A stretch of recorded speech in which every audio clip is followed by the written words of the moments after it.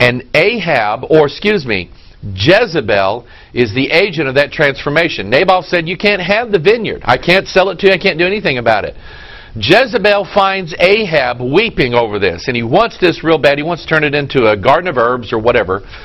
And Jezebel says, I'll get it for you. And she is the agent of transformation. So, we have this idea that America was once principled and once founded upon the principles of the Bible. Do we see that in existence? We see very, very little of it in existence today. What has happened? What has changed? And I submit to you that the Statue of Liberty is just merely a symbol, a statue of the goddess that really is behind the transformation of America. And I'm going to show you this at the end. She represents the transformation of humanity itself in her symbolism. But let's look at this whole idea. She was the goddess of liberty. Now, any place in the Bible where you see Mystery Babylon taking over, there's really not any freedom. You remember Delilah? Delilah is a type. She's like a harlot woman. She is a type. She belongs with the Philistines. She is a type of Mystery Babylon the Great. And she got real close to Samson. You remember that? And she finally convinced Samson, hey, free yourself here. Tell me your secret and we'll all be happy. Once Samson tells her his secret of his strength, she has his locks cut off. And all of a sudden now, Samson, is he free? No, he ends up being in bonds and he ends up grinding in the prison house. That's the kind of liberty that this goddess represents. I want you to notice the scriptures here. 2 Peter chapter 2 verse 19. While they promise them liberty, they themselves are the servants of corruption. For of whom a man is overcome, of the same he is brought in bondage. Now, we know that Christ brings us the real liberty. Galatians 5:1. Stand fast therefore in the liberty wherewith Christ hath made us free, and be not entangled again with the yoke of bondage. And so the secret whisperings and the secret doctrines behind this, remember what the serpent promised Eve. He promised her a liberation. He told her, in the day that ye eat thereof, ye shall not surely die, but ye shall be as gods, knowing good and evil. He promised her a liberty that it wasn't his to give away. And when she ate of the fruit that God specifically told her not to eat of and gave the same thing to Adam, they did not find themselves free. They found themselves in bondage. We are headed in this country to a time of bondage. We're headed in the religious institutions, in our personal lives. The devil always promises liberty, but he never delivers. The only thing he delivers is bondage. Now, millions of people all over the world have seen the Statue of Liberty. They think they recognize it as a symbol of when you come to America, you're free and everything's going to be okay. A lot of the immigrants that came to this country, they came through Ellis Island. There in the shadow of the Statue of Liberty, they were excited to see that. They said, that is the symbol of America. Now remember, this is a goddess here. We're going to look at the symbols of her, the torch, the rays, the crown that she has. What is it that she's holding in her hand?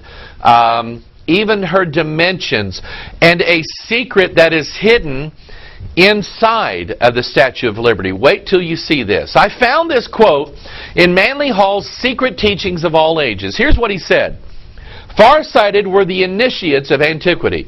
They realized that nations come and go, that empires rise and fall, and that the golden ages of art, science, and idealism are succeeded by the dark ages of superstition. With the needs of posterity foremost in mind, the sages of old went to inconceivable extremes to make certain that their knowledge should be preserved. They're talking about a secret knowledge.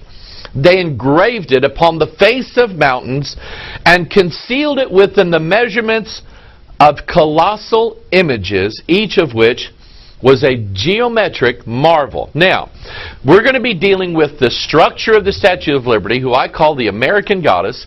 We're going to be dealing with her structure. We're going to be dealing with the secret symbolism behind it. But let's go all the way back to the genesis of the Statue of Liberty, a man by the name of Frederick Bartholdi. Now, a few weeks ago, in our Watchman video broadcast, we dealt with this image here of Frederick Bartholdi hiding his hand inside of his coat. Was it because he was cold? Is that where his cigarettes were? I mean, there was a reason why Frederick Bartholdi was putting his hand inside of his jacket. There was a reason for this. Frederick Bartholdi was a Freemason.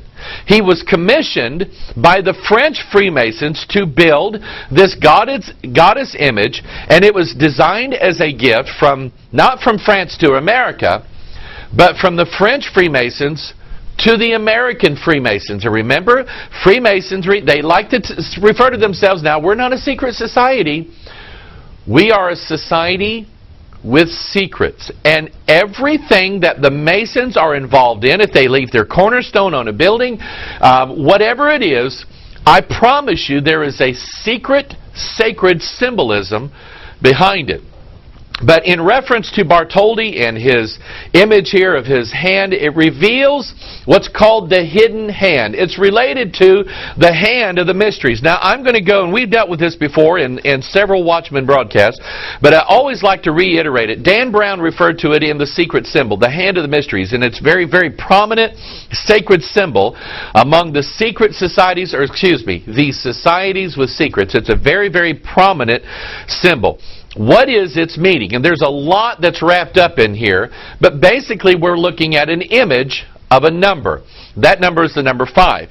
And you notice there's a key here, there's a crown, there's other things involved here. There is a fish that's in the palm. That represents something that is in the sea that's going to come out of the sea. Revelation chapter 9, I want you to notice, the 5th angel sounded, and I saw a star fall from heaven. Remember that star image. Remember the idol that fell down from Jupiter related to Diana. And the 5th angel sounded, and I saw a star fall from heaven and unto the earth, and to him was given the key. You see the key there, the key of the bottomless pit. And he opened the bottomless pit, and there arose a smoke out of the pit as the smoke of a great furnace, and the sun and the air were darkened by reason of the smoke of the pit. Now later on in this we see for a 5-month period, this is related to Lucifer's 5-point plan in Isaiah 14, I will ascend into heaven, I will exalt my throne above the stars of God. I will sit also upon the mount of the congregation in the sides of the north. I will ascend above the heights of the clouds. I will be like the Most High. Or this little piggy went wee-wee all the way home. But, just kidding. But anyway, that's what that's related to. And we see locusts, we see a legion of devils that's rising up out of the pit, and they have a king over them, Revelation 9:11. Okay? And they had a king over them, which is the angel of the bottomless pit, whose name in the Hebrew tongue is Abaddon, but in the Greek tongue hath his name Apollyon. Now this is all about Abaddon, the destroyer, the Antichrist, the angel of the bottomless pit. This is about him rising up out of that pit and becoming king over the earth. All of the secret traditions, all of the secret societies, everything, they all deal with this idea of a god or a king that's hidden. He's dead. He is buried.